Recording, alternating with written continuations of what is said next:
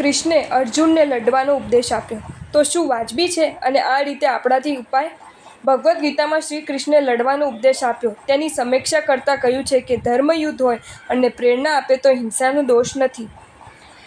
અમને નાનામાં નાના જીવની હિંસા ન કરવી તેવા પચકાણ છે, પરંતુ ધર્મયુદ્ધની વાત આવે તો કહીએ કે શાંત રહેવા જેવું નથી.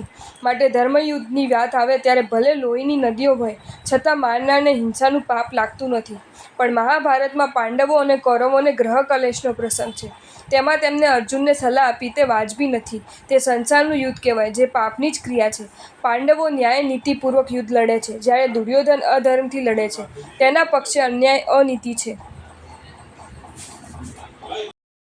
જો તમને આ વિડીયો ગમ્યો હોય તો આ વિડીયોને લાઇક કરો અને શેર કરો, અને આવા જ નવા વિડીયો જોવા માટે જૈન ફેક્ટ્સ એન્ડ સ્ટોરીઝની ચેનલને સબસ્ક્રાઈબ કરો. ધન્યવાદ.